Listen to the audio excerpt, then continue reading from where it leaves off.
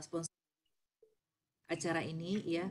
Semoga kedepannya webinar ini akan terus berjalan ya untuk bisa membantu adik-adik mahasiswa, membantu teman-teman periset ya untuk lebih memahami bagaimana perjalanan dari riset yang berhubungan dengan kesehatan dan berhubungan dengan bidang-bidang lainnya tentunya. Ya. Baik, tanpa memperpanjang waktu ya, kita dengarkan ya Dokter Ika ya. Tapi sebelumnya saya akan membacakan CV beliau ya. CV, Dokter Ika saya yang share aja ya. Silakan. Oke. Baik. Sudah kelihatan belum ya? Sudah, Dok. Oke, baik. Dokter Ika ya, ini adalah seorang dokter yang berasal dari Fakultas Kedokteran Universitas Brawijaya ya, angkatan 2005 ya, Dok ya, 2005. 95. Astagfirullahaladzim, 95, mohon maaf, Iya. kemudahan ya. Ya, Lulusnya 95. 2002. Ya, lulus 2002, astagfirullah. Ya, Senang sih kalau dianggap 2005. ya. Kemudian dari Magister Biomedik FKUI 2016. Insya Allah S3-nya ini ya on progress ya, mudah-mudahan. Amin. Ya. Latar belakang pekerjaan beliau ya PTT ya di RSSA ya 2000 sampai 2005 ya, lumayan lama ya PTT-nya ini. 3 tahun waktu itu, Dok. 3 tahun ya. Kemudian ada Dr. LKBM Antarat dari tahun 2005 sampai 2019. Kemudian dosen, nah lebih lamanya jadi dosen nih. Iya. Di UPN dan sekarang di FK Gunadarma. Iya. Baik, silakan Dr. Ika. Karena waktu kita sangat sempit ya. Karena banyak sekali slide-nya ya akan dibahas ya. Mungkin nanti itu lebih banyak diskusinya ya. Mudah-mudahan. Ya, karena memang materinya ini sangat banyak ya. Insya Allah kita bisa rampungkan dalam 2 jam ke depan ya. Ya, Baik. insya Allah. Ya, insya Allah. Baik. Baik, kita mulai acara ini dengan mengucapkan dengan membaca Bismillahirrahmanirrahim. Bismillahirrahmanirrahim. Untuk ya. Dokter Ika sendiri aja yang share ya? Oh, baik, Dok. Oke, baik, sudah saya. Bismillahirrahmanirrahim. Ya, Assalamualaikum warahmatullahi wabarakatuh. Untuk Dona dan teman-teman semuanya. Ini kali ini kita mengenal aja dulu kali ya tentang hewan coba dalam eksperimen. Jadi kalau saya lihat sih banyak dari kita yang bergabung di sini, banyak yang mungkin belum terbiasa sekali dengan hewan coba dalam eksperimen. Ada yang mahasiswa seperti tadi disebutkan oleh Prof. Darwin, kemudian ada beberapa rekan-rekan dosen, sejawat dokter, mungkin teman-teman yang lain juga yang aktif dalam penelitian, tapi bukan penelitian yang menggunakan hewan coba. Jadi kali ini kita mengenal dulu aja tentang hewan-hewan coba dalam eksperimen. Baik, hewan coba yang sering kita gunakan dalam eksperimen itu tidak semuanya bisa kita gunakan hewan. Jadi ada beberapa kriteria dan ada beberapa alasan yang menyebabkan kita dalam melakukan penelitian itu menggunakan hewan. Jadi, maaf, Dokter Ika, kayaknya PPT-nya agak terpotong ya? Oh iya, sebentar. Mungkin nggak usah pakai ini kali ya, nggak usah pakai share screen sebentar. Nggak usah pakai slideshow. Iya, sebentar. Saya stop dulu aja ya. Ya. Kayaknya balik lagi nanti.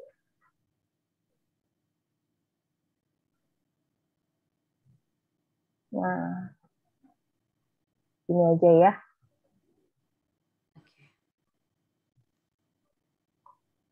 Ya. Baik. Nah, jadi kenapa kita memilih hewan dalam penelitian kita? Itu karena pada intinya adalah hewan itu bisa mewakili kita, bisa mewakili manusia. Kan kita melakukan penelitian itu tujuannya, bukan tujuan, sorry, sasarannya nanti pengguna manfaat penelitian itu adalah manusia. Karena ini konteksnya biasanya adalah penelitian di bidang kesehatan ya, misalnya seperti pengujian obat gitu ya. Dalam penelitian penemuan pengembangan obat baru, misalnya dari tanaman atau dari jamu yang selama ini sudah digunakan secara tradisional, secara turun-temurun, kita mau melihat nih, benar nggak ini jamu atau ini tanaman memang bermanfaat seperti yang diklaim turun-temurun itu. Nah, kita pengen tahu, maka kita mesti ada penelitiannya. Tidak etis kalau kita langsung meneliti pada manusia, karena belum tentu ada keamanannya ya. Ya sebenarnya sih kalau jamu biasanya aman karena sudah terbukti turun-temurun. Tapi untuk efektivitasnya misalnya kita tidak bisa langsung ngeklaim bahwa ini memang berfungsi. Contohnya misalnya daun seledri gitu, misalnya daun seledri beberapa penggunaan itu ditujukan untuk menurunkan tekanan darah pada manusia. Tapi kan kita belum tahu benar nih, benar nggak si seledri ini dapat menurunkan tekanan darah pada orang-orang yang mengalami hipertensi, benar nggak dia bisa bermanfaat. Nah, terus nanti pengembangan selanjutnya berapa dosisnya, jadi nggak pakai lembaran-lembaran atau batang-batang lagi. Nah, itu kalau kita langsung menguji pada manusia kan risikonya cukup besar. Maka kita uji dulu pada hewan.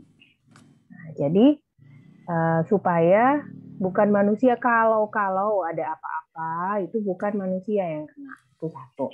Kemudian kenapa kita pakainya hewan, nggak pakai tanaman misalnya buat yang diujinya gitu? Karena hewan itu dianggap mampu mewakili kondisi kita. Hewan itu memiliki struktur atau fungsi organnya yang sama, kurang lebih sama dengan manusia. Nah, maka kalau udah dianggap sama, dianggap mewakili, representatif, itu penelitian kita nanti bisa dianggap valid.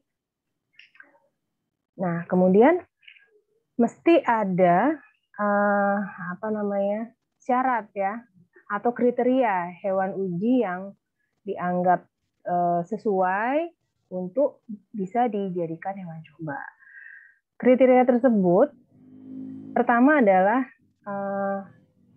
hewan itu mempunyai fungsi yang kurang lebih sama dengan fungsi di dalam tubuh kita atau penyakit yang sedang kita teliti untuk kemudian mau diperbaiki dengan zat-zat atau obat-obat tertentu itu yang sama dengan manusia. Jadi misalnya kita mau melihat fungsi ginjal gitu ya, atau pengaruh pengaruh suatu zat terhadap ginjal manusia, kita juga si hewan cobanya harus punya ginjal. Kemudian kriteria yang berikutnya lagi adalah spesiesnya tersedia. Walaupun itu sesuai, tapi kalau hewannya nggak ada ya kita nggak bisa lakukan. Karena nanti mau pakai apa penelitiannya. Dan ini dapat diekstrapolasi atau dapat dipetakan atau dapat dipolakan ke manusia. Kemudian dapat ditangani dengan mudah oleh sebagian besar peneliti. Kayak tadi misalnya contohnya kita mau meneliti fungsi ginjal gitu misalnya.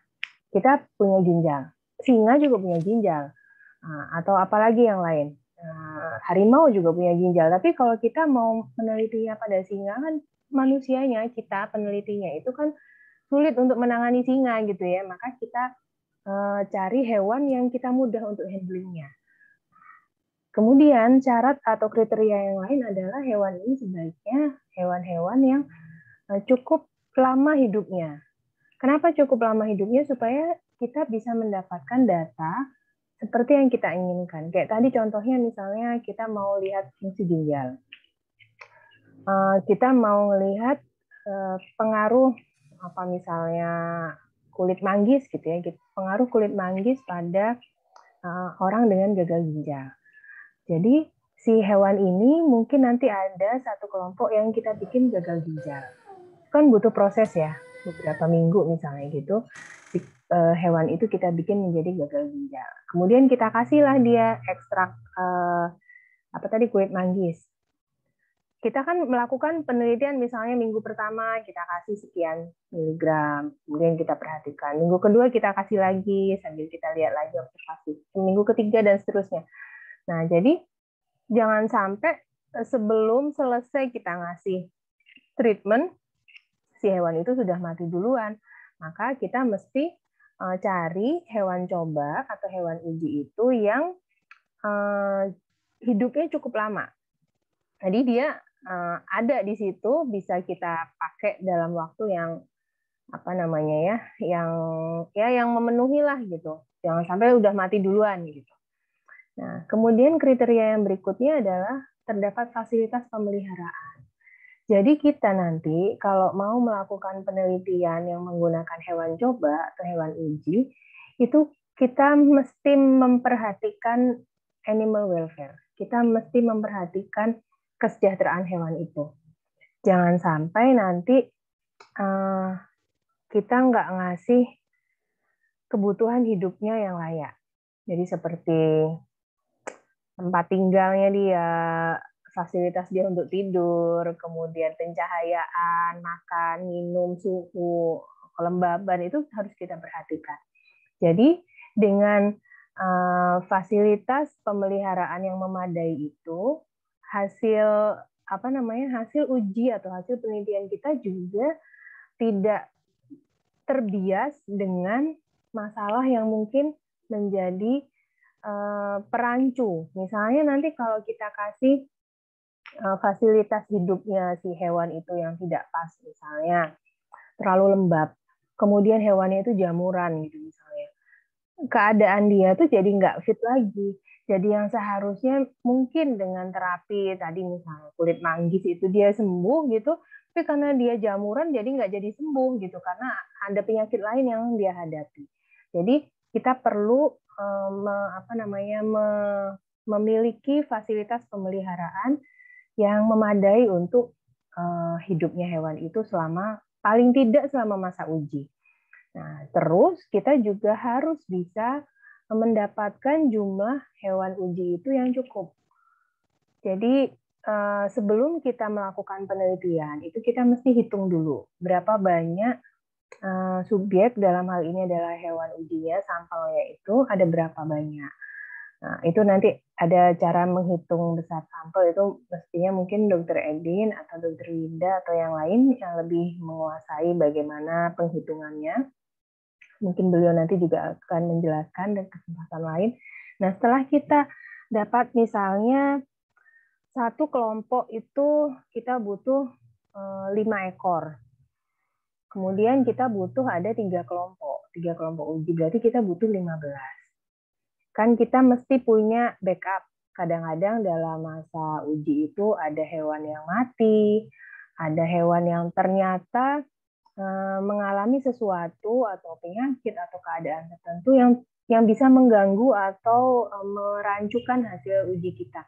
Nah, itu nanti mungkin dia jadi tidak bisa lanjut. Nah, maka kita perlu punya backup. Jadi misalnya 5, mungkin kita harus siapkan 6 atau 7 per kelompok. Berarti kita harus punya hewan itu setidaknya kalau mau 3 kelompok antara 18 sampai 21 ekor. Nah, kita mesti hitung itu kan, biayanya gitu. Satu ekornya berapa? Kalau satu ekor 50.000 kali 21 misalnya berarti sudah berapa. Kemudian makannya, kemudian itu mesti kita hitung sehingga kita mampu memberikan fasilitas itu untuk seluruh hewan yang kita libatkan dalam uji yang kita lakukan. Nah, kemudian sebaiknya juga hewan-hewan itu adalah hewan yang berkembang biaknya banyak. Berkembang biaknya banyak itu sekali dia punya anak itu bisa beberapa ekor. Kenapa gitu ya? Supaya satu tuh nggak sulit kita mendapatkan individu hewannya. Kemudian mereka tetap lestari gitu ya, jadi nggak habis. Kalau misalnya kita mau pakai gajah gitu, gajah tuh sekali punya anak kan dia sedikit.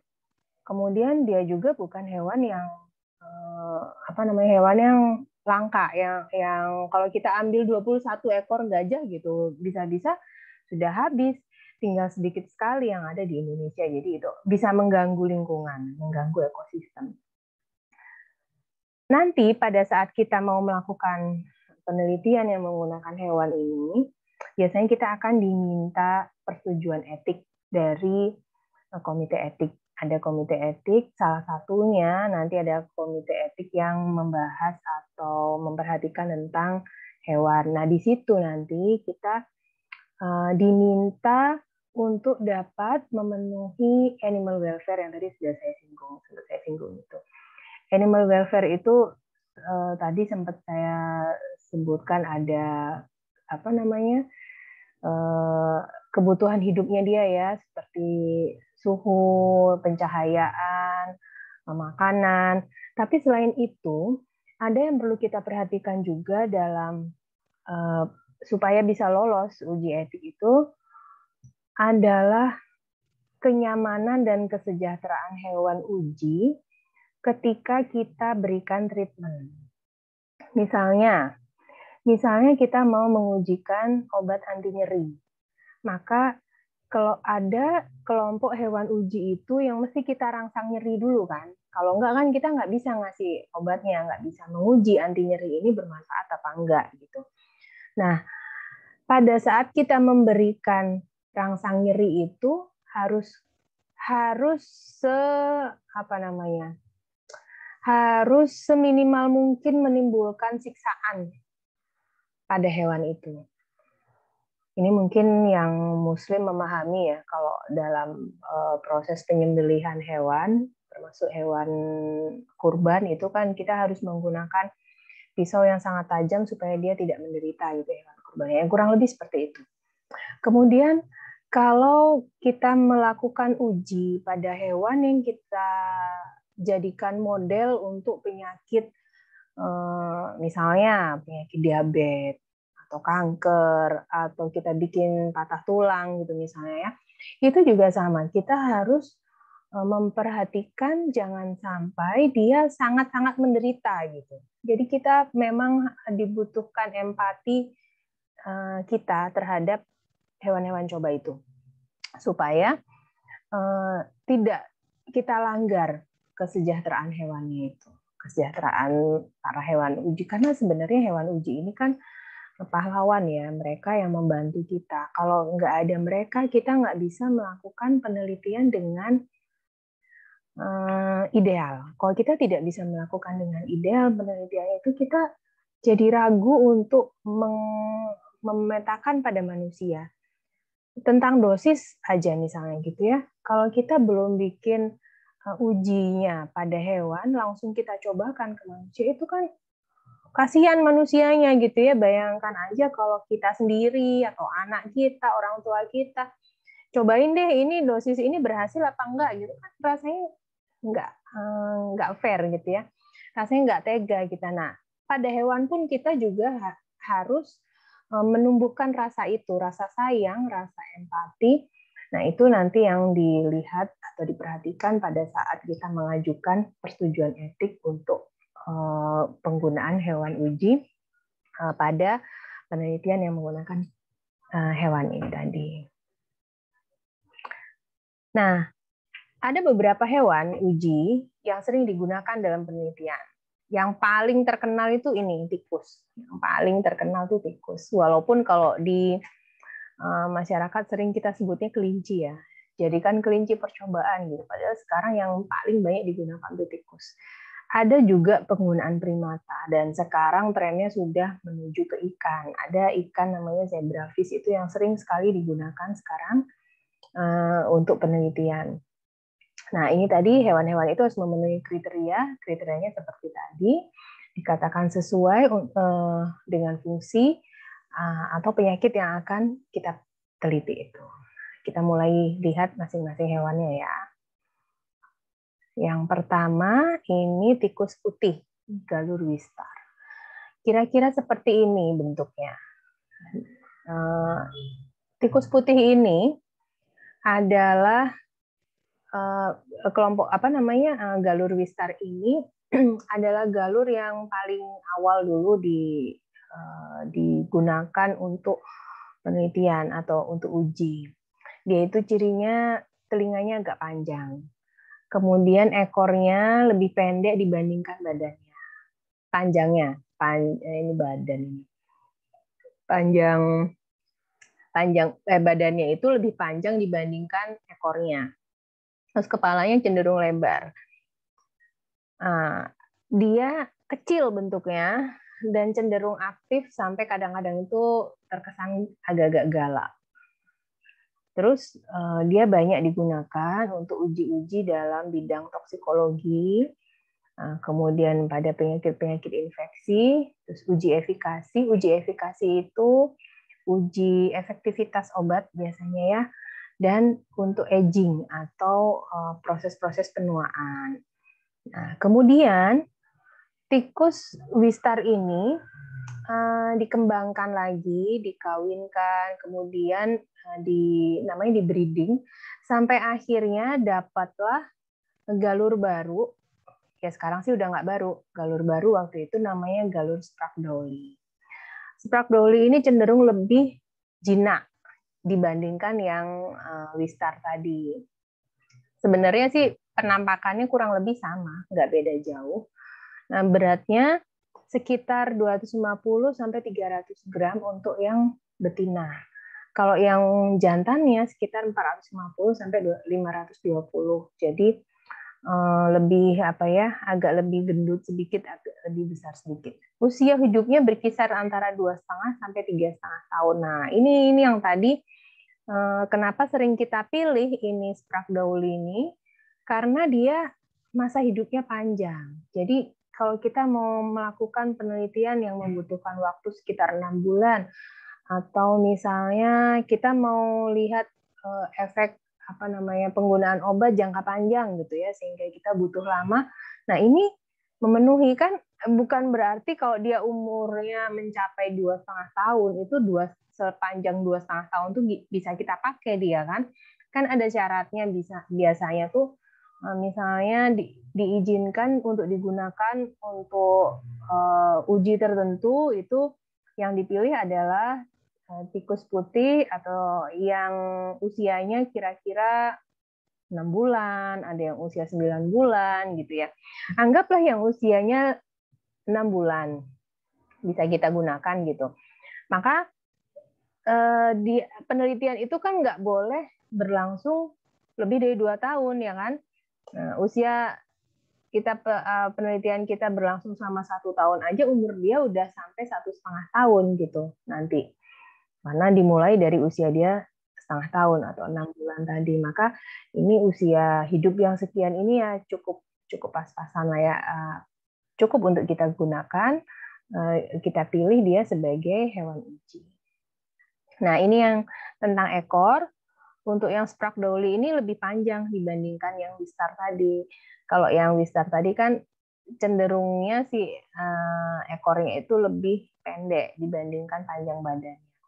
Nah, dia juga berkembang biaknya dengan cepat. Dia cepat berkembang biak. Karena cepat ini, makanya sering kita menggunakan atau mengembang biakkan ini tikus ini, sehingga kalau dalam satu institusi penelitian misalnya, satu orang membutuhkan 21 ekor tadi. Kemudian ada temannya yang mau melanjutkan penelitian itu membutuhkan 21 ekor juga gitu. Nah, itu berarti kan setidaknya butuh 42 ekor. Nah, jadi kalau satu indukan itu cuma punya anak 1 atau 2 kan lama gitu. Makanya kalau dia bisa berkembang biak dengan cepat itu akan sangat membantu. Nah, si Sprague-Dawley ini biasanya digunakan dalam penelitian-penelitian biomedis. Kurang lebih ya sama dengan yang Wistar tadi, untuk toksikologi atau uji keamanan suatu zat. Toksikologi itu tentang racun sebenarnya, tapi bisa kita gunakan untuk kita lihat keamanan suatu zat terhadap untuk organ kita gitu ya. Dia toksik apa enggak nih si zat ini atau tanaman ini yang baru kita temukan untuk mau kita kembangkan menjadi obat ini toksik apa enggak, itu bisa kita uji di sini menggunakan uji toksikologi. Kemudian juga uji efikasi. Uji efikasi ini banyak digunakan pada saat kita mau mengembangkan jamu. Jadi mungkin seperti yang dilakukan sedang dirintis oleh Prof. Darwin tadi ya tentang katekin, itu bisa masuk uji efikasi. Kita pengen tahu efikasi atau efektivitasnya katekin itu untuk macam-macam penyakit tadi. Efektif nggak? Misalnya dia buat apa nih? Buat diabetes gitu. Seberapa efektif dia untuk menurunkan kadar gula darah? Nah, keamanan juga gitu bisa kita lakukan menggunakan tikus putih ini. Uji reproduksi juga bisa kita lakukan menggunakan tikus ini. Uji perilaku. Nah, kenapa perilaku? Karena tikus ini termasuk hewan yang pinter. Jadi kalau kita berikan misalnya seperti apa namanya itu yang muter-muter itu apa namanya kayak lorong-lorong gitu ya. Kemudian ada pintunya di sana, terus yang di sebelah sana nggak ada pintunya. Nah itu nanti dia pertama mungkin dia nggak tahu akan kesasar gitu, tapi lama-lama dia tahu sehingga dia tidak akan kesasar lagi. Nah itu kita bisa lihat perilakunya. Kemudian kalau kita berikan apa misalnya nutrisi tertentu yang tinggi gula atau yang rendah gula, misalnya kita bisa lihat perilakunya bagaimana. Atau kita berikan nutrisi apa namanya kita mau lihat pengaruh dehidrasi, bisa kita lihat perilaku dia ini bagaimana. Ya, itu kurang lebih nanti sama yang terjadi pada manusia juga. Terus uji-uji untuk bidang aging, teratogenik, onkologi atau kanker itu juga banyak. Jadi tikus ini bisa kita induksi supaya mengalami kanker tertentu gitu. Kemudian nanti kita kasih jamunya misalnya mahkota dewa, daun mahkota dewa gitu, kita kasih berapa. Nah, itu kita bisa lihat nanti terjadi pengecilan apa enggak atau tidak berkembang misalnya kankernya itu bisa. Terus uji-uji nutrisi dan uji-uji macam farmakologi yang lain itu juga bisa kita lakukan menggunakan tikus putih galur Sprague-Dongdu ini. Contoh penelitian yang sudah dilakukan ya, misalnya ada studi infeksi pada materna, pada fetal ini oleh Rix. Kemudian untuk efek diet prenatal tinggi garam, jadi untuk ibu-ibu hamil ya, ini bidang reproduksi itu kalau dikasih diet-diet yang tinggi garam nanti pengaruhnya pada keturunannya seperti apa. Yang lain-lain juga, osteokalsin pada tulang, kemudian hipokampus, jadi bagian neurologi juga bisa ya. Kemudian yang berikutnya adalah tikus Long Evans. Tikus ini dikembangkan oleh Dr. Long dan Dr. Evans. Jadi dia sama kira-kira dengan si Sprague-Dawley tadi juga hasil pengembangan dari Wistar. Nah, ini dikembangkannya oleh Dr. Long dan Dr. Evans, makanya dinamakan tikus Long Evans tahun 1915. Jadi sudah lama sekali, lebih dari 1 abad yang lalu mereka sudah mengembangkan ini. Nah, ini dari Wistar yang albino tadi, kemudian didapatkan tikus ini. Dia lebih kecil dan dia kebal atau tahan terhadap pembentukan kanker. Jadi dia lebih lebih tidak mengalami kanker gitu. Nah, jadi ini biasanya sering digunakan untuk uji-uji pada uji perilaku, uji pembelajaran, aging gitu ya. Kemudian uji-uji yang menggunakan alkohol dalam treatmentnya atau perlakuannya, nah itu sering menggunakan tikus Long Evans ini. Selain tikus, itu ada yang mirip yang namanya mice atau mencit. penampilannya juga kurang lebih sama. Cuman dia ukurannya berkembang biaknya sangat cepat dan gennya itu mirip sekali dengan manusia, 99%. Nah, dia ini representatif kalau digunakan sebagai model penyakit genetik. Nah, karena gennya itu sudah banyak yang bisa kita ketahui, kemudian kita lakukan rekayasa secara di tingkat gennya itu, kemudian nanti bisa terbentuk model. Jadi model itu misalnya kita mau bikin dia apa? Diabetes kongenital, bukan kongenital namanya ya, diabetes tipe 1 gitu, karena gen. Maka si ini mencit ini bisa kita bikin, kita rekayasa gennya sehingga nanti pada saat dia lahir itu dia sudah bisa mengalami diabetes mellitus tipe 1. Contohnya seperti itu. Nah, dia ini lebih mudah ditangani. Kemudian butuh tempat penyimpanannya juga lebih ringkas, lebih kecil, dan harganya relatif lebih murah. Makanya ini mencit banyak sekali digunakan. Nah, ini ada yang tipe BL ini, kalau bisa boleh saya gedein dikit ya gambarnya di sini. Nah, ini ada yang C57BL, ini sering sekali digunakan. Ini kalau nggak salah dulu sih waktu saya masih ikut penelitiannya itu dapat ini nih impor, nggak ada di Indonesia ini. Impornya kalau nggak salah dari Australia. Ini namanya dia adalah C57BL. BL itu black.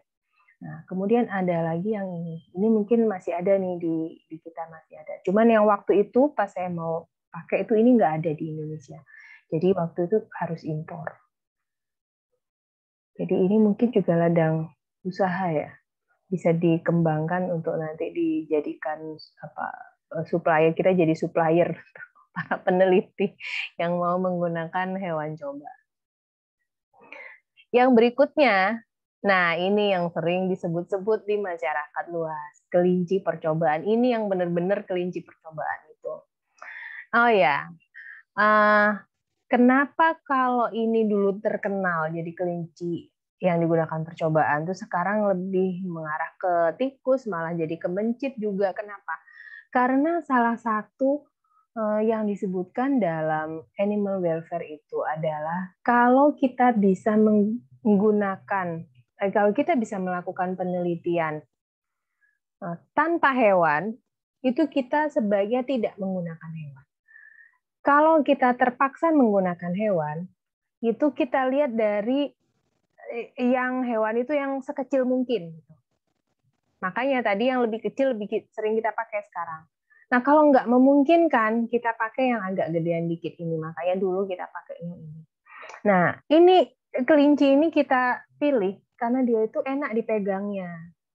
Gede kan? Dan terus, apa namanya, kalau kita mau melakukan perlakuan, memberikan perlakuan, mau nyuntik, mau nyuapin, itu ya lebih enak aja gitu. Dan dia kan good looking ya, enak dilihatnya. Dan dia jinak. Nggak suka gigit. Kalau tikus mencit itu, apalagi tikus yang lister itu gampang gigit. Kalau kita nggak memperkenalkan diri dulu sebelum menyentuh dia, itu dia akan mudah menggigit dan mereka tuh gampang stres. Nah, salah satu cara nanti mungkin ya kalau ini ya Dokter Dona, kalau kita ada kesempatan lagi ketemu, kemudian membahas tentang hewan-hewan coba, mungkin kita bisa bikin, atau mungkin kalau Dokter Edin ada, mungkin bisa nanti dibikin workshop untuk handling animal Oh iya, handling. setuju Dokter Ika. Ya, jadi animal handling itu karena kalau bukan penelitinya yang melakukan handling itu beda. Kan kita nih ya yang mau lakukan penelitian. Kenapa kok beda? Karena hewan itu ternyata punya emosi. Ternyata nggak hanya hewan ya. Kalau ini selama kita WFH pandemi ini banyak yang kemudian mengakrabkan diri dengan tanaman ya. Makanya tanaman hias itu jadi ngetop. Nah, ternyata katanya para pencinta tanaman hias itu tanaman itu bisa merasakan emosi kita. Nah, yang tanaman aja bisa merasakan, apalagi yang hewan. Dan ini terjadi betul. Kalau kita merasa takut atau panik atau apa namanya ya, tegang pada saat kita mau handling, entah itu tikus atau itu mencit, apa kelinci, itu akan hewannya itu jadi nggak mau deket dengan kita. Pas mau kita sentuh pun dia nggak mau. Nah, dia biasanya berontak, dia merasa tegang juga. Jadi kita perlu ada pendekatan. Kita perlu memperkenalkan diri dulu. Dan seperti kita juga, hewan-hewan ini apabila tidak mengenal siapa yang menyentuhnya, dia nggak mau disentuh. Gitu kan ya. Jadi kan kita cuma mau disentuh oleh orang-orang yang dekat dengan kita, yang kita kenal. Nah, hewan pun begitu. Maka kita perlu memperkenalkan diri dulu biasanya dengan memperkenalkan bau tubuh kita. Nanti lama-lama dia udah kenal, udah akrab sama kita, terjalinlah itu emosinya, kedekatannya. Nah, dia kalau kita pegang dia nggak tegang lagi. Nah, sama. Nah, karena dia kecil-kecil tadi itu, si mencit atau tikus itu kalau mau kita pegang kan suka apa namanya ya, berontak, terus licin. Nah, kalau kelinci nggak biasanya.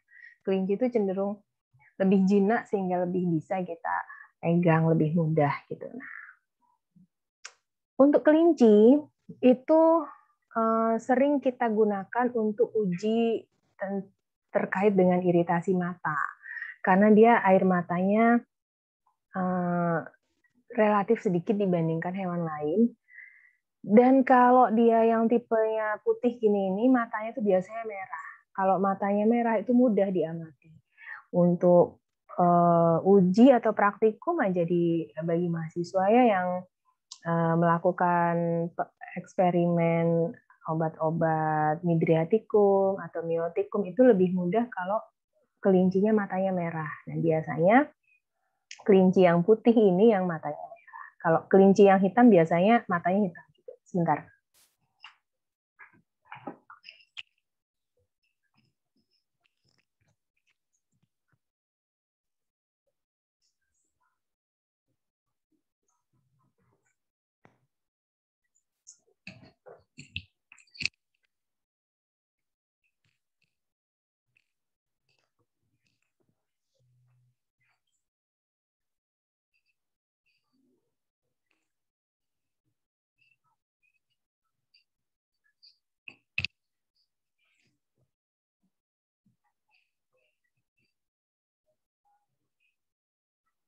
Baik.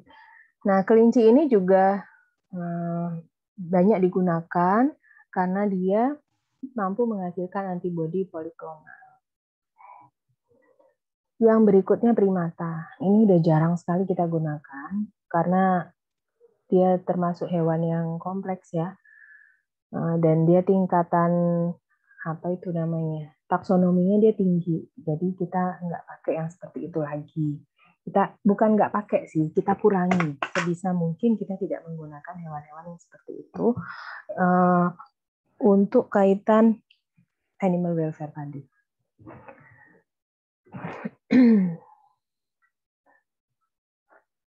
Primata ini banyak digunakan untuk uji-uji toksikologi pada kasus-kasus AIDS, hepatitis, neurologi, perilaku dan kognisi. Kemudian untuk reproduksi juga, genetik. Nah, yang sering lagi adalah xenotransplantasi ini. Karena kalau transplantasi, ya banyak yang pakai.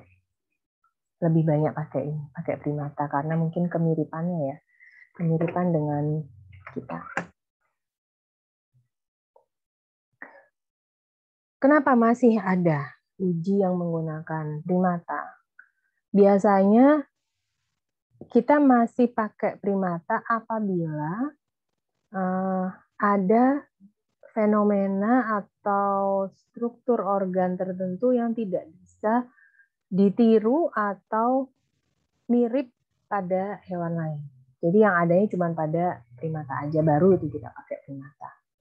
Nah, kemudian ada kemiripan juga dalam terkait dengan evolusi, itu misalnya otak gitu ya, otaknya mereka primata itu dengan manusia. Nah, beberapa struktur memang tidak ada pada mamalia lain. Jadi adanya cuma pada primata itu. Jadi karena kedekatan itu, nah kalau memang terpaksa ya gimana lagi, memang kita harus pakai primata. Tapi selama masih bisa diperankan atau bisa tidak menggunakan primata, maka kita pakai hewan lain. Selama masih bisa nggak pakai hewan, kita lebih pilih nggak pakai hewan. Gitu. Ini ya, karena secara biologis primata ini sangat mirip dengan manusia.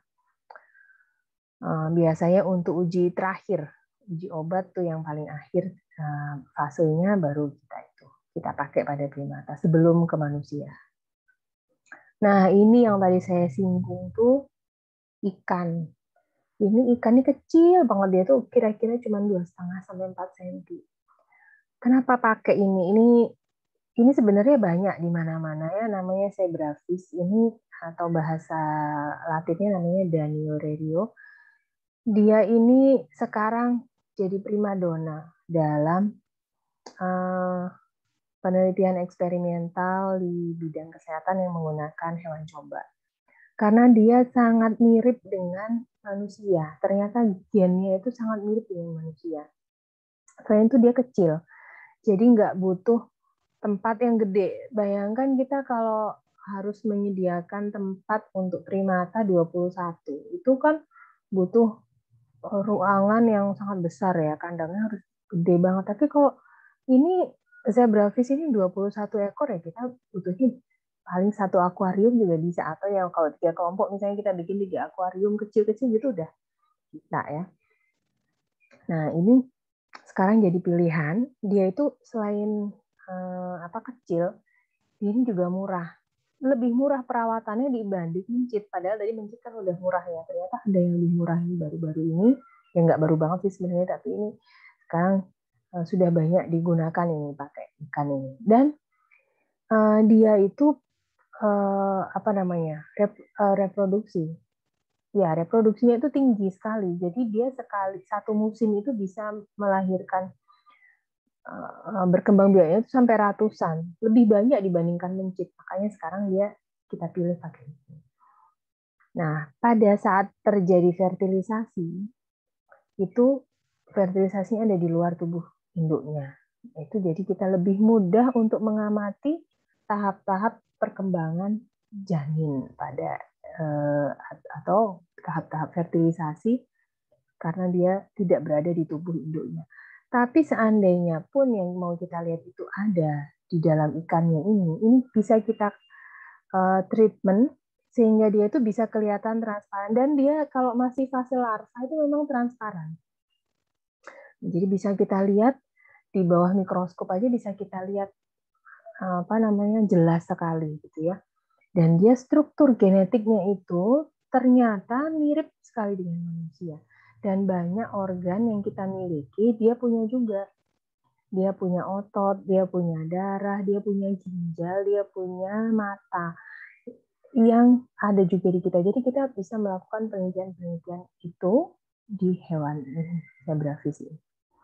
Nah, zebrafish itu sudah kita ketahui nih, berhasil kita sequence gennya itu lebih dari 14.000. Jadi kita bisa tahu bahwa dia mirip dengan kita. Kita sudah bisa melakukan mutasi-mutasi tertentu pada hewan. Jadi kayak tadi kalau kita mau bikin model hewan kanker, model hewan diabetes, model hewan apalagi yang lainnya, Alzheimer atau Parkinson atau yang lain, itu bisa kita bikin modelnya dengan merekayasa gennya itu karena kita sudah tahu banyak sekali gennya. Nah, ini biasanya kita pakai untuk upaya-upaya di bidang muskular distrofi ya. Kemudian untuk mengetahui itu perkembangan kanker, tahapan-tahapannya, bagaimana penyakitnya, bagaimana terapinya, itu pakai ini sudah bisa, pakai zebrafish ini.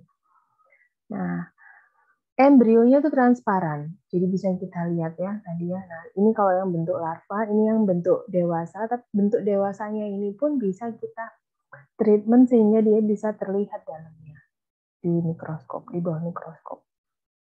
Nah, ini udah murah, banyak, karena sekali dia bertelur itu ratusan, tidak membutuhkan banyak tempat, ruangan kecil aja udah bisa. Jadi ini dan struktur organnya itu ada yang sama dengan manusia. Bahkan gennya sudah banyak yang kita kenal, banyak yang kita ketahui sehingga mudah untuk kita lakukan apa tadi rekayasa. Kita lakukan apa gunakan untuk penelitian yang sesuai dengan maunya kita. Itu tadi tentang hewannya. Tadi kan sempat disebutkan kalau hasil yang didapatkan dari uji menggunakan hewan ini perlu diekstrapolasi atau dipetakan ke manusia. Nah, itu ada caranya. Ini salah satu contoh aja ya. Contoh untuk menghitung konversi dosis. Nah, ini misalnya nih ya. Dari luas permukaan hewan coba untuk konversi dosis. Ini makanya kita memperhatikan ukuran hewan itu gitu. Ini anggap manusia patokannya 70 kilo. Kemudian kalau mencit itu 20 gram. Nah, jadi ini ada perbandingan luasnya, jadi nanti tinggal dikalikan. Gitu. Ini contohnya, contoh perhitungannya. Misalnya kita butuh dosis untuk manusia itu 70 kilo. Kalau obat yang ditemukan di jurnal itu menyatakan dosis yang dibutuhkan adalah 10 mg per kilogram berat badan, maka dihitung dulu dosis absolut kalau kita mau pakai anjing misalnya. Anjingnya 12 kilo, ya 12 kilo dikalikan 10 mg. Ini misalnya dosisnya pada anjing ya. Nah, berarti pada manusia nanti segini. Gitu. Kan kita lakukan uji efektivitas misalnya itu efektivitas apa tadi downsledry gitu misalnya ya. Nah, downsledry-nya butuh 10 mg nih kalau pada anjing. Nah, kalau pada manusia berarti berapa? Nah, ini dikalikan. Dan pada manusia butuhnya 120 mg gitu misalnya. Kemudian mengambil faktor konversi tadi. Ini ada hitungannya, tapi ini cuma sekedar contoh aja. Jadi untuk mendapatkan hasil pada manusia itu bisa kita dapat dari tinggal ngitung aja, dalam tanda kutip tinggal ngitung aja. Jadi kita nanti udah dapatkan dosis yang ideal, dosis optimal pada hewan itu sekian. Nah, kalau pada manusia berarti sekian. Itu uji prekliniknya. Nah, nanti kan tetap harus dilanjutkan dengan uji klinik gitu ya.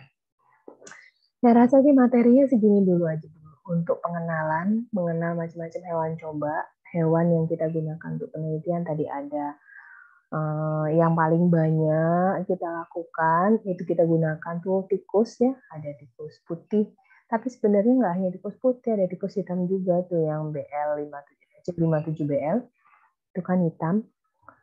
Kemudian ada mencit, ini yang lebih kecil dan lebih kita pilih akhir-akhir ini karena dia lebih murah, lebih kecil, lebih banyak, dan lebih mudah untuk dipelihara. Nah, dulu kita pakai primata sebenarnya sampai sekarang masih ada, tapi sangat terbatas dan sangat ketat uji etiknya, maka kita udah jarang pakai. Tapi sebenarnya kalau diperlukan ya masih bisa pakai itu. Dan yang sekarang sudah mulai naik daun adalah penggunaan zebrafish atau ikan zebra, ikan yang garis-garis itu, karena dia jauh lebih murah, lebih mudah, dan dia juga mirip dengan manusia untuk beberapa organnya.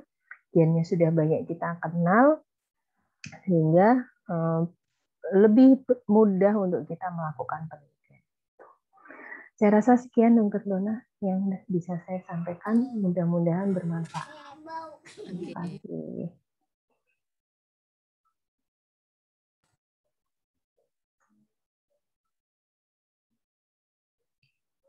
Apa ada yang mau menyampaikan sesuatu, teman-teman? Sepertinya Dr. Dona lagi nge-lag nih. Nah, dari Prof. Darwin ya. Menurut rujukan kata Kit, bagus digunakan untuk menjaga kesehatan gigi, obat kumur, dan bahkan untuk pribadi memperkuat gigi sehingga gigi goyang menjadi lebih baik. Oke, terima kasih Prof. Darwin. Ini ikan kepada manusia.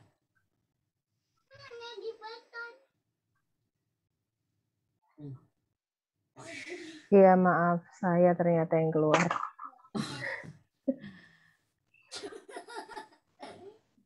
Ya, silakan dok, gimana? Ya, jadi saya ulangi lagi, kalau konversi ikan zebrafish itu gimana ke manusia? Biasanya kan zebrafish itu kan digunakan untuk uji-uji ini ya, toksisitas gitu ya. Mm-mm. Untuk konversi dosisnya gimana? Karena saya lihat faktor konversinya tadi apakah memang belum ada atau gimana? Iya, saya emang belum dapet dokter Dona. Heeh. Eh, Selama ini memang banyaknya, yang saya tahu sih banyaknya masih ke yang tadi itu. Jadi, mestinya sih ada juga ya toksikologi ya.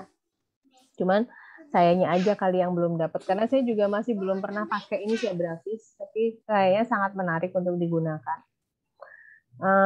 Mungkin kalau dengan berat badan konversinya ya sama aja ya, dia beratnya sekali itu mungkin antara 1-2 gram gitu kali ya, berarti tinggal dikalikan kalau berat badan manusia anggapannya 70 ya berarti dikalikan 7 berapa tuh, kalau 1 gram berarti 70 kalinya ya, Hmm. kalau 2 gram berarti ya 35 kalinya gitu kira-kira, berarti misalnya seperti itu. Oke, baik.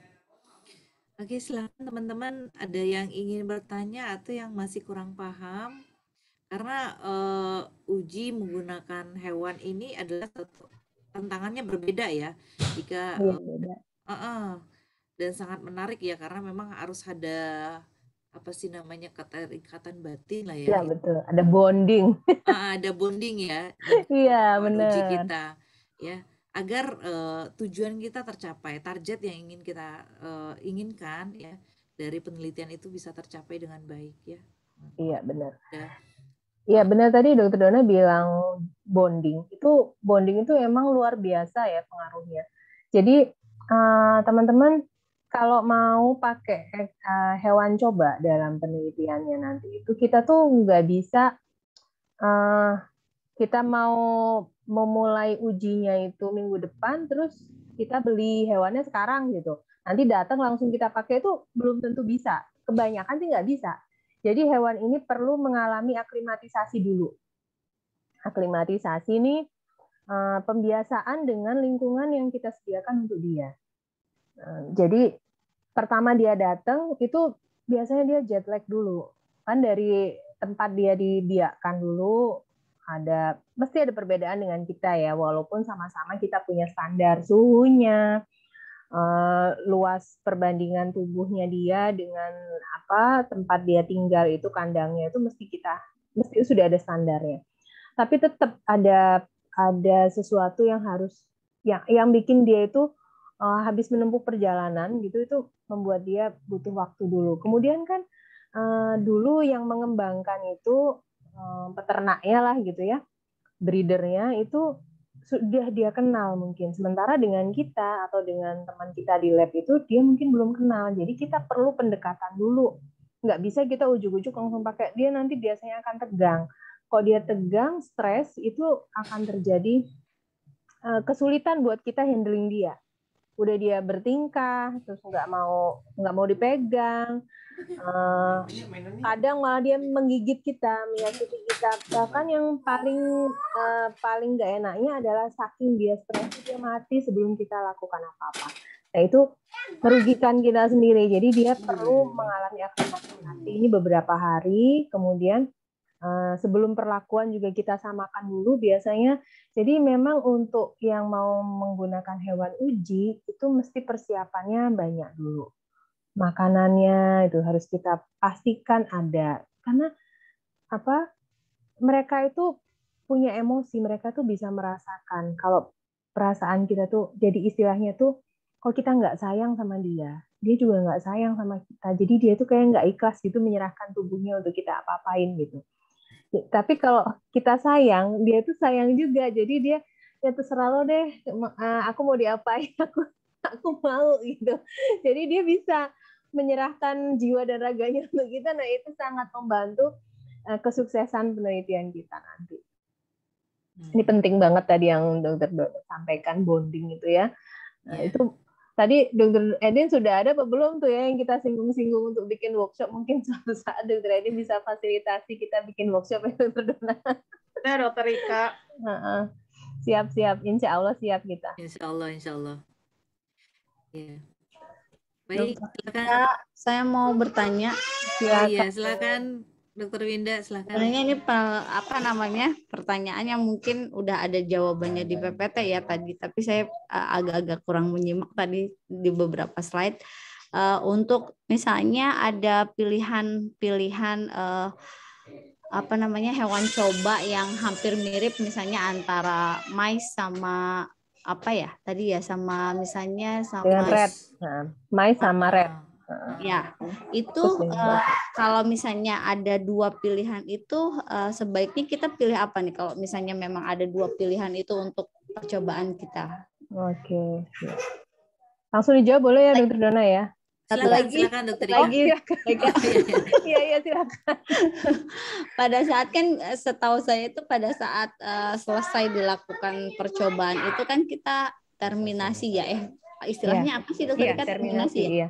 Terminasi. Nah, untuk terminasinya itu apa si hewan coba itu apakah memang harus si penelitinya atau kita boleh mewakilkan ke orang lain? Ini kepenasaran saya sih soalnya saya belum pernah ngelakuin percobaan dengan hewan coba sih selama ini. Iya, baik. Yang pertama dulu ya. Biasanya kita kalau mau bikin penelitian yang melibatkan hewan coba itu kita kan mesti cari jurnal dulu ya, penelusuran jurnal. Nanti dari jurnal itu akan bisa terkerucutkan yang jenis apa nih hewan coba yang paling banyak digunakan atau yang paling sesuai dengan penelitian yang mau kita lakukan. Kayak mais dan reds itu sama-sama sih, rata-rata tuh sama. Maksudnya bukan sama, tapi tipe penelitiannya tuh banyak yang bisa dilakukan pada reds, bisa juga dilakukan pada mais. Pertama tentu pertimbangannya jurnal itu ya. Jadi kebanyakan di jurnal itu menggunakan apa. Kemudian selain pertimbangan jurnal, tadi itu dia ada nggak, bisa kita dapat apa enggak. Kalau ternyata bisa semuanya, tinggal kita pilih biaya misalnya. Ada beda harganya mais dan reds itu ada beda. Nah, ya walaupun mungkin bedanya nggak terlalu besar ya, mungkin antara 10 sampai 15 ribu per ekor, tapi itu dikalikan dengan makanannya, dikalikan berapa hari usia hidupnya dan sebagainya, itu jadi bisa lumayan nanti bedanya. Jadi itu menjadi pertimbangan kita.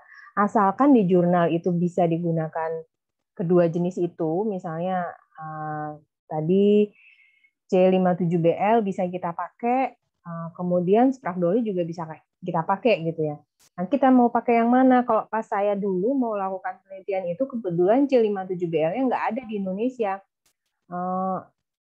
Yang Sprague-Dawley ini waktu itu ada, tapi cuma sedikit gitu. Nah, terus sudah mulai kontak waktu itu ke Australia, ternyata untuk transportasinya ke Indonesia itu ribet banget gitu. Jadi ya udah nggak jadi pakai yang C57BL, pakai yang Sprague-Dawley aja, cuman agak di postpone dulu, kita persiapkan yang lain-lain dulu karena waktu itu jumlahnya belum memenuhi. Nah, itu pertimbangan-pertimbangannya. Jadi yang penting adalah ada jurnal yang mendukung bahwa hewan itu bisa kita pakai. Nah, kalau untuk terminasi, ini memang jadi masalah kalau kita yang melakukan sementara kita sudah punya bonding yang erat dengan dia. Kalau proses terminasinya itu memang dibutuhkan dalam penelitian, itu biasanya kita nggak terlalu nggak terlalu makan hati gitu. Kita masih ada tega-teganya. Jadi misalnya kita mau penelitian menggunakan obat anestesi. Nah, obat anestesinya ini nanti yang menimbulkan dosis berapa yang menimbulkan kematian gitu kan, berarti dia mesti mati gitu ya. Nah, itu masih nggak seberapa. Tapi kalau di akhir penelitian tuh dia masih hidup karena kita uji perilaku aja gitu misalnya, itu biasanya kitanya nggak tegan. Padahal ya memang setahu saya memang dia harus diterminasi, terutama apabila ada perlakuan yang kalau nanti dia nggak diterminasi, itu bisa membahayakan lingkungan. Nah, itu siapa yang melakukan terminasi ya? Kalau kita nggak tega ya minta tolong. Minta tolong teman yang tidak bonding dengan dia.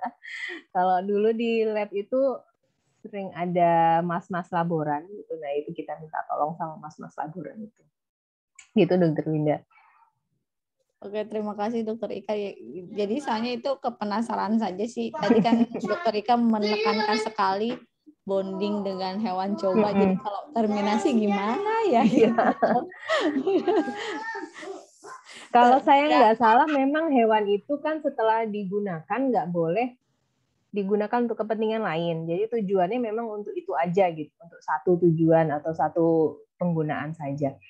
Nah, kalau ternyata kita nggak melakukan treatment apa-apa yang sebenarnya mengganggu fungsi-fungsi tubuhnya, misalnya kayak tadi contohnya kita cuma uji perilaku aja gitu ya, untuk yang behavior yang nggak pakai treatment obat atau zat tertentu, cuman dengan permainan atau apa lingkaran-lingkaran supaya dia untuk sirkuit-sirkuit gitu aja kan sebenarnya nggak membahayakan, tapi nah itu terminasinya ada, ini sih bocoran aja ya.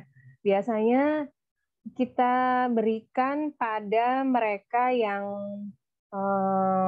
punya hewan-hewan pengkonsumsi itu, hewan-hewan yang mengonsumsi itu. Jadi ada orang-orang yang punya peliharaan itu bukan hewan-hewan peliharaan seperti biasa. Hewan-hewan peliharaannya itu yang memang membutuhkan hewan lain untuk dimangsa. Nah, itu bisa predatornya ya. Iya, ada predatornya. Nah, itu bisa kita berikan ke mereka untuk makanan peliharaannya itu. Dokter Ika tanya, Silakan. untuk penelitian perilaku nih ada Ibu Kuroy juga. Untuk penelitian perilaku kognitif menarik juga ya, bisa diceritakan nggak sih? Sama ya langkah-langkahnya. Ya, langkahnya harus ada bonding dan lain-lain. Pernah nggak ada pengalaman penelitian perilaku atau kognitif pada hewan coba? Iya, sama aja. Jadi gini, kayak misalnya pertama si hewan itu datang, dia mesti yang tadi saya bilang tuh kayak mengalami jet lag. Rata-rata biasanya akan mengalami itu. Nah, dia akan panik dulu, bukan panik mungkin ya, merasa tidak nyaman dengan tempat baru, kemudian waktu tidurnya tidak seperti biasa. Nah, itu bisa kita bantu, kita sesuaikan. Jadi dia ini hewan yang nokturnal atau diurnal. Kita mau setel nanti kita bikin dia selalu dalam keadaan gelap kah, atau gelap terang seperti yang dia biasanya tinggal di tempat sebelumnya, atau bagaimana, itu mesti kita lakukan aklimatisasi dulu. Kalau enggak, nanti perilakunya yang mau kita amati itu juga akan terancu dengan jet lag-nya dia itu. Jadi kita mesti bikin dia dalam keadaan yang nyaman dulu, dalam keadaan basal dulu. Nah, supaya dia berada dalam keadaan basal itu kita perlu aklimatisasi tadi. Kita perlu berikan dia kenyamanan. Setelah dia sampai di keadaan yang benar-benar nyaman, standarnya dia, baru kita mulai penelitian. Lagi boleh ya, Dokter Dona ya, Dokter Ika? Boleh, monggo, silakan.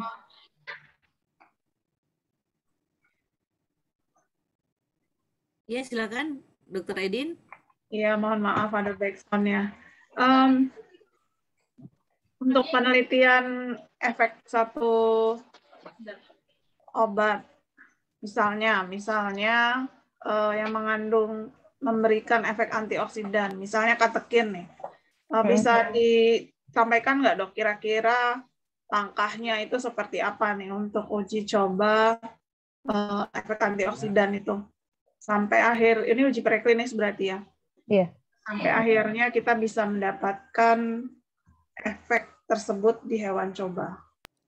Terima kasih dok. Panjang nih ya Dokter Dona ya. Kita jawab bersama aja deh. Mestinya sih pertama kita ketahui dulu ini ada yang disinyalir memiliki potensi antioksidan ya, anggaplah itu katekin itu. Nah, kita tentukan beberapa dosisnya dulu gitu kali ya, berdasarkan jurnal. Dosis ini ya nggak harus dosisnya ininya, tapi berapa miligram si katekinnya itu gitu misalnya. Nah, kalau mau uji antioksidan itu ada beberapa marker ya, sebetulnya ya, kalau nggak salah SOD, ada yang lain juga. Nah, itu misalnya kita mau ukur kadar antioksidannya itu dengan cara apa nih? Misalnya kita bikin dulu kita ukur dulu marker radikal bebasnya, karena kan antioksidan itu dia selalu dalam keadaan normal, dia itu selalu dalam keadaan imbang dengan radikal bebas. Jadi radikal bebasnya nih, penanda-penanda radikal bebasnya ini apa aja, atau kita pilih salah satu yang menjadi apanya nih indikatornya, kemudian nanti penanda antioksidannya juga kita tentukan apa gitu. Kemudian nanti kita ukur deh keseimbangannya, bisa kita ukur dari keseimbangan antara itu, atau mau kita langsung ukur aja kadar radikal bebasnya di dalam tubuh itu setelah diberi katekin jadi turun apa enggak gitu. Atau mau kita ukur penanda tingginya antioksidannya ini, atau mau kita lihat efek antioksidannya ini terhadap apa, organ apa nih misalnya, kadar Hb kah, atau mungkin peningkatan kadar eritrosit itu kan juga dipengaruhi oleh antioksidan, keseimbangan antioksidan dan radikal bebas. Jadi nanti ada ininya, ada apa yang mau kita jadikan target ukurnya mungkin gitu ya.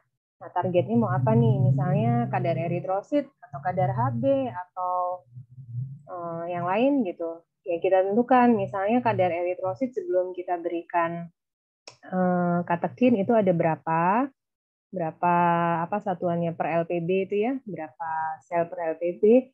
Nah, terus setelah kita berikan treatment katekin itu ada berapa. Kemudian indikator lainnya tadi misalnya itu satu variabel ya, mungkin kalau istilah di statistiknya variabel ya, satu variabel itu. Kemudian variabel lain bisa kita ukur dengan tadi itu penanda radikal bebasnya jadi turun apa enggak. Kemudian nanti yang lainnya kita lihat penanda radikal bebasnya kan juga banyak. Tapi Dokter Dona bisa nambahin, silakan Dok. Lanjut Dokter Rika. Ya biasanya kita periksa itu SOD ya. SOD ya, superoksidis Iya. di mustase. Nah, saya tertarik dengan pertanyaan Dr. Edin sebelumnya tadi bagaimana tentang perilaku ya. Nah, perilaku kebetulan ada mahasiswa saya yang lagi skripsi yang meneliti obat-obat yang berhubungan dengan depresi. Jadi obat antidepresi tapi dari herbal. Ya, jadi si mencitnya itu dikondisikan bagaimana dia stres dulu. Ya. Nah, nanti setelah itu diberikan herbal, kemudian dilihat bagaimana perilakunya, bagaimana cara membuat dia stres ya, dicemplungin ke air, ya, nanti dilihat gerakan kaki, gerakan tangan, ya, kemudian posisi kepala, gitu ya. Nah, setelah itu diukur berapa menit ya bisa bisa timbul tenggelam seperti itu, kemudian gerakannya berapa kali gitu ya. Nah, setelah itu nanti baru diberikan perlakuan ya, diberikan obat, kemudian nanti diukur lagi apakah dia bisa lebih tenang gitu loh. Nah, apakah itu ya seperti itu aja sih, karena ini masih tingkat skripsi ya. Terus untuk perilaku yang lain itu bisa menggunakan ini ya, mungkin untuk mengukur efek dari sebuah obat yang sifatnya anti kejang ya, itu bisa diinduksi dengan obat-obat yang membuat kejang ya. Nah, itu dan itu pun ya kadang-kadang lewat sedikit aja dosisnya itu mati. Lewat sedikit aja mati karena memang sangat-sangat ini ya, sangat sensitif ya itu obatnya gitu loh terhadap obat-obat yang anti kejang ini. Dokter Edin. Menarik ya. Menarik sekali dan bisa kita lakukan berarti Dokter Dona untuk meneliti perilaku ya. Insya Allah bisa. Insya Allah. Nah, saya ada satu pertanyaan nih buat Dokter Ika ya, mohon maaf ya, ini masih berjalan di hati saya karena Silakan dong.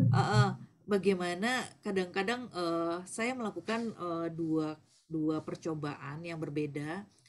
Misalnya saya menginduksi yang satu kelompok sama-sama diinduksi aloksan, tetapi untuk mencapai tikus tersebut menjadi diabetes, kadang-kadang beda ini antara kelompok ini. Kelompok misalnya ada satu kelompok yang kelompok A gitu ya, 10 tikus ya. Itu aloksannya itu ngefek gitu loh, sehingga gula darahnya itu benar-benar naik gitu loh. Tapi kelompok yang lain udah 3 kali diinduksi aloksan, kok nggak naik-naik gitu loh. Ya, nah itu Iya, kadang bikin apa ya? penelitinya stres sendiri. Iya, kok nggak naik-naik ini gula darahnya gitu. Iya dok. Nah, kira-kira Iya, penyebabnya apa, Dokter Ika? eh ini mesti kita runut dari awal lagi ya. Idealnya sama dengan kita dalam penelitian itu kan bias itu harusnya nggak ada, seminimal mungkin.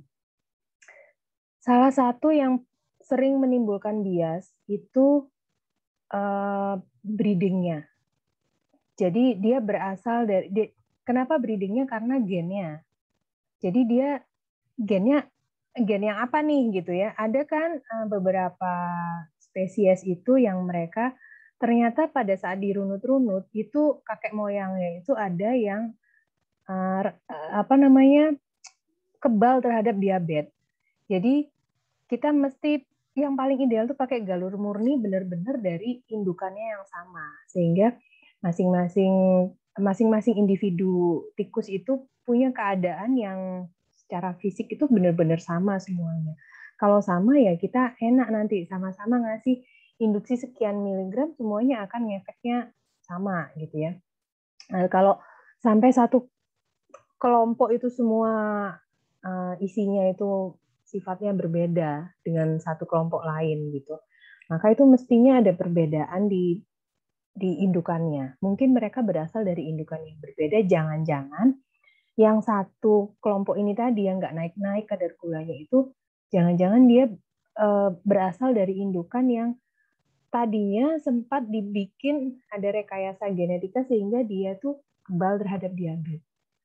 Sehingga dia masih ada gitu gen yang terekspresi di situ sehingga dia nggak bisa dibikin diabetes gitu mungkin ada ya.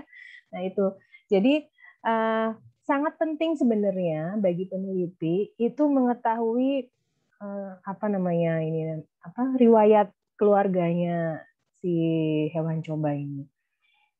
Kalau dulu kita tuh masih belum terlalu memperhatikan sehingga yang penting kita dapet deh gitu. Hewannya ini misalnya nih ya, misalnya kalau kita di sekitaran Jakarta sini sering dapetnya itu kalau nggak dari IPB ya dari UI gitu. Wah dari UI ternyata nggak cukup, cuma ada 20, padahal kita butuhnya 30, yang 10-nya lagi ambil dari IPB deh, atau sebaliknya gitu. Nah itu bisa jadi berbeda, walaupun dia spesies yang sama, tapi breedernya beda, kemudian indukan awalnya mungkin juga beda, sehingga itu biasanya bisa berpengaruh ya. Mudah-mudahan sih nggak sampai bikin stres peneliti. Iya. Nah, paling enak tuh sebenarnya kalau kita punya breeding center sendiri. Jadi kita bisa ngebreed sendiri. Nah, kalau ini yang sebenarnya kita cita-citakan ya. Kalau nggak salah rekan kita Bu Rahmi sudah memulai dulu. Kelanjutannya gimana ya, Dr. Rona? Kalau sudah ada tuh enak. Jadi kita tahu sendiri apa namanya itu ya, indukan asalnya itu sehingga nanti pada saat kita lakukan rekayasa, oh ini keluarga yang ini, jalur yang ini yang kita bikin dia kebal terhadap kanker. Nah, yang ini yang rentan kanker, yang ini kebal terhadap diabetes, yang ini yang rentan penyakit jantung bawaan dan sebagainya gitu. Jadi kita lebih enak kalau kita sendiri yang punya breeding centernya.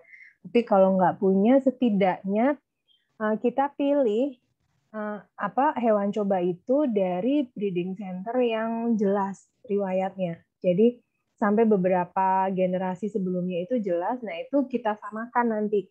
Kalau memang sama dengan yang kita dapat dari breeding center yang lain, itu mudah-mudahan hasilnya tidak terlalu mengecewakan. Gitu dok, saya rasa. Baik, baik. Terima kasih, Dokter Ika. Sama-sama. Oke. Baik, teman-teman yang lain silakan. Ada yang ingin bertanya? Waktu kita masih ada nih beberapa menit lagi. Ya, silakan. Ya, silakan. Ada mahasiswa mungkin yang mau tanya, ada yang tertarik nggak nih mahasiswa Saya untuk? mau nanya, boleh enggak, Bu? Oh iya, silakan Boleh, Prof. Prof. Tadi saya tertarik ide itu adalah orang bisnis. Seandainya kita punya breeding, berapa perlu biayanya, Bu? Yang tikus-tikus tadi atau Iya, iya. apapun. Yang kalau kita jangan yang spesifik, yang umum, berapa perlu biayanya? Waduh. Perhitungan kasar aja kali ya, Prof. Ya kasar aja lah. Ini kan hanya bukan siapa tahu kan nggak Iya, ngerti. iya. Sebenarnya kalau mau dari awal banget itu yang penting kan punya jantan satu dan betina satu ya, Prof. Iya, iya, iya. Satu ekor itu mungkin sekarang perkiraannya sekitar 50.000 kali ya, Prof. Itu 50.000, kongsi-kongsi kita 10 orang udah jadi, Bu. iya, Prof, betul. Saya 10, yang lain 10. Kan 21 kata Ibu tadi. Iya.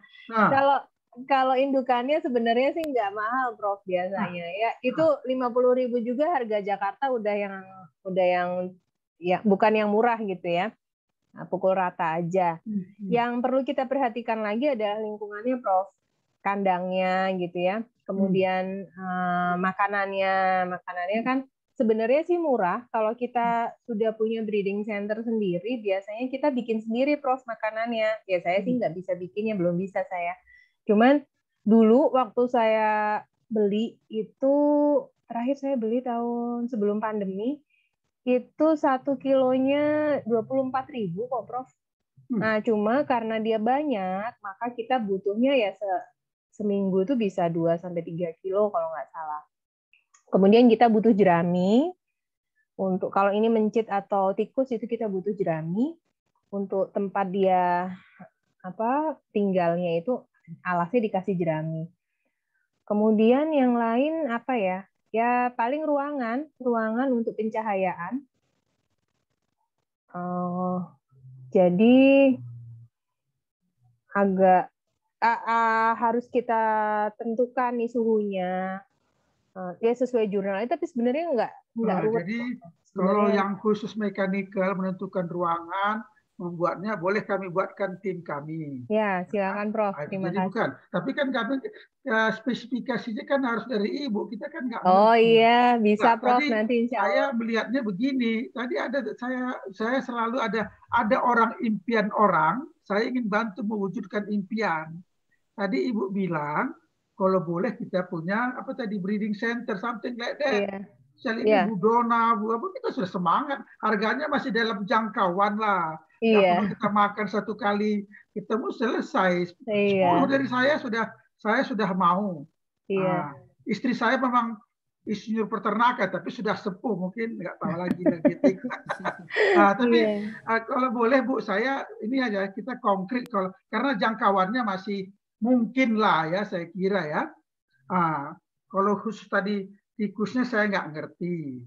Berapa kondisi temperatur, itu bisa kami rancang dengan tim berapa temperatur kita buat apa tadi tempat lah ya. Bisa kita rancang pakai sensor berapa suhu, apapun dia humidity saya nggak ngerti. Itu dari Ibu. Lalu kita desain. Bisa Prof. Sederhana kok Prof sebenarnya. Kalau sederhana kita coba saja. Saya pikir. Apalagi saya lihat sini tadi kan banyak mahasiswa Ibu. Jadi siapa tahu kan sudah gampang itu. Kita wujudkan Bu mimpi kita ya. Bu Dona, Bu. Jadi relax saja kita. Saya pikir. Jadi kalau setuju, tapi saya cuman semangat saja. Gimana Bu? Iya nih Dokter Edin, gimana nih Dokter Edin? Pelajari nih kita bikin workshop animal, namanya apa nih Dokter Rika? Animal handling kali ya. Animal handling. Iya. Ya, baik. Bisa dimasukkan ke dalam salah satu daftar workshop di Raja Riset. Dan usulan Prof Darwin menarik juga. Prof mohon izin nanti kami boleh soal ke rumah Prof. Kami belum sempat menyampaikan hal ini, rencananya mau berkunjung ke rumah Prof untuk diskusi banyak hal. Boleh ya Prof? Boleh, welcome saja. Rumah kita ini kita selalu halangi lah eliminate di patogen nggak ada. Tapi biasa rumah biasa saja, bukan laboratorium. Kita laboratoriumnya sederhana saja. Tapi welcome Bu, sekolah silakan. Saya pun tadi melihat kondisi Bu tadi bagaimana membuat penelitian. Besok mungkin saya lihat itu literatur bagaimana orang dengan tikus. Saya nggak ngerti, saya nggak mau ingin mendalami. Nah, tapi tadi bagus pertanyaan Ibu itu. Kita mulai simpel-simpel, happy saja. Lama-lama jadi. Amin. Pokoknya mimpi Bu Ika hari ini, kalau boleh, saya ingin mewujudkannya. Tapi tentu saja dari Ibu, karena kami kan saya kan nggak mengerti, ya temperaturnya, biayanya berapa, kita coba saja kongsi kita, ya Bu ya, kalau boleh. Saya cuma gitu, anak-anak muda semua dibikin ini, mainkan, kita bikin aja salah seleksi. Itu bedanya ya Prof ya. Level Prof itu apapun bisa diwujudkan ya. Kebutuhan orang bisa diwujudkan, keren banget. Iya, kita bikin relaksi kalau masih dalam apa kan boleh ya. Ya, jadi kalau temperatur dikasih tahu speknya Bu. Kebetulan saya semester ini perancang produk. Wah, bisa nanti kita suruh mereka tugas tengah semester, bahannya nggak terlalu mahal. Itu kan tergantung berapa kita punya, tikus juga lah ya, nyaman. Ya, oke Bu ya, makasih ya. Iya, terima kasih Prof. Terima kasih Prof.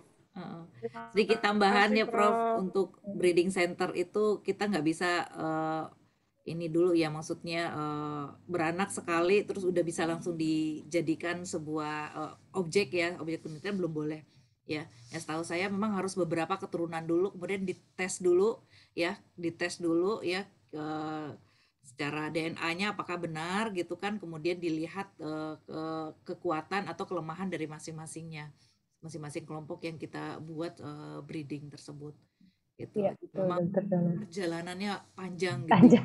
Panjang. Baik, kan ini nggak ngerti ya Prof. Tapi bagaimana, cuman filosofi saya sederhana ya, kita mulai dari mudah. Itu kan panjang ceritanya ya. Jadi kan bisa kita buat, saya tadi cuman saya dengarkan betul-betul. Kalau kata Ibu ini tadi ada yang kita breeding, tapi kan ada kita beli langsung. Saya nggak tahu yang mana. Apakah kita buat paralel? Nunggu ini kan udah pensiun pun kita nanti semua kan. Apa yang memungkinkan kita mulai. Apa yang memungkinkan. Pasti rumit lah kalau dipikirkan semua itu pasti rumit. Tapi kita mulai selangkah demi selangkah. Apa yang mungkin kita lakukan. Tapi teknis saya tentu saja nggak mengerti. Kalau tempat penyimpanan tadi, karena ada tempat katanya, ya kita desain, kita buat sendiri. Itu boleh, yang lainnya saya nggak ngerti ya. Makasih ya. Iya, terima kasih Prof atas masukannya Prof. Ini mohon izin ada Raihan yang bertanya, ini Dokter Ika,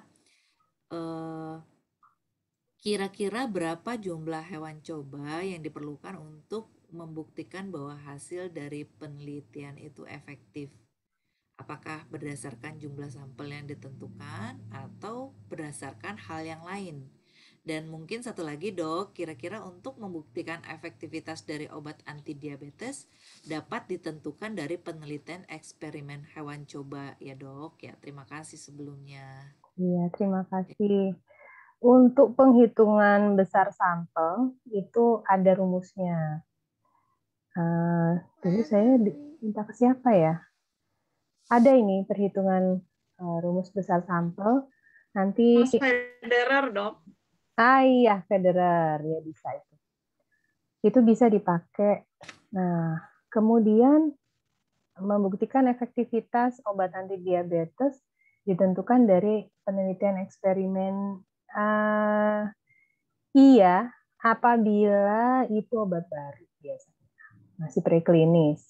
Tapi kalau dia sudah masuk ke uji klinis ya tidak menggunakan hewan coba lagi. Jadi yang membedakan adalah uji klinis itu uji pada manusia. Kalau sebelum pada manusia itu namanya uji preklinis. Nah, jadi betul bisa dilakukan pembuktian efektivitas itu obat anti diabetes maupun obat yang lain itu dari eksperimen hewan coba apabila masih tahap uji preklinis.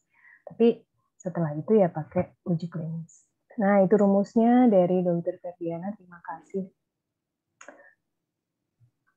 Ini ya, yang sekiranya membutuhkan ini boleh di screenshot untuk disimpan. Rumus Federer. Ada sih rumus lain yang digunakan juga, tapi yang sering dipakai ini rumus Federer ini. Ada rumus lagi yang sederhana. Ini biasanya apabila Federer ini nggak terpenuhi, kita pakai rumus yang satu lagi. Itu saya lupa namanya. Itu lebih sederhana rumusnya dan lebih apa ya? Lebih sedikit. Bukan lebih sedikit itu ketambahan sedikit, bukan, tapi dia cuma lebih sedikit gitu. Masih namanya dikitan yang rumus itu satunya lagi. Itu kan saya lupa namanya. Jadi gitu ya Rehan. Ini bisa dilakukan uji efektivitas obat itu pada hewan pada tingkat uji preklinis. Gitu. Mudah-mudahan terjawab. Oke, baik. Jadi sedikit saya simpulkan dari pertanyaan dari Rehan itu tadi ya, untuk melihat apakah penelitian itu berhasil apa enggak, itu membutuhkan berapa hewan gitu. Nah, itu sebenarnya kan harus ada rumusnya ya. Tetapi ada satu misalnya karena keadaan apakah hewan itu mahalkah ya atau sulit didapatkan seperti itu ya. Misalnya kelinci gitu kan. Itu biasanya kita memakai jumlah minimal ya Dokter Ika ya. Iya. Minimal. Jadi tidak biasanya kalau yang Federer itu mencit ya Dokter Edin ya, mencit Iya. atau bungkus ya. Iya. Gitu.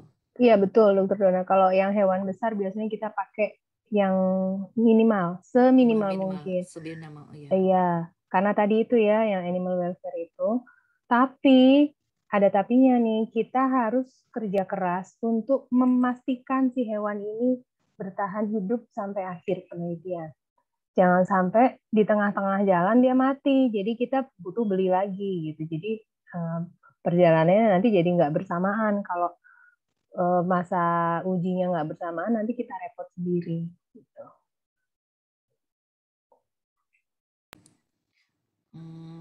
Oke, masih ada tambahan dari teman-teman yang lain? Adakah pertanyaan yang lain? Oke, kayaknya udah nggak ada ya. Sekarang jam 21 lebih ya. Oke, baik. Terima kasih ya. Gimana Dokter Edin, kita tutup aja ya? Oke, baik. Terima kasih atas partisipasi teman-teman semuanya ya. Terima kasih banyak ya Prof. Darwin atas kehadirannya ya. Semoga di lain kesempatan kita bisa membahas lebih dalam mengenai hewan coba ini karena masing-masing coba itu punya kelebihan dan kekurangan masing-masing ya, dan itu bisa kita adakan di webinar-webinar berikutnya. Oke, terima kasih. Ya, baik. Saya tutup ya. Terima kasih. Kita foto bersama dulu Dokter Dona. Iya, ya baik, tadi. baik. Oh iya, foto baik. dulu ya. Teman-teman yang berkenan untuk open cam. Prof, teman-teman yang lain, 1, 2, 3. Oke, sudah. Terima kasih ya teman-teman. Terima kasih ya. Terima kasih kembali Dokter Dona. Mohon maaf lahir batin. Terima kasih Dokter Dona. Terima kasih Mas Rey. Ya. Pamit ya. Terima kasih semua yang sudah hadir. Terima kasih Dokter Ika. Assalamualaikum warahmatullahi wabarakatuh. Izin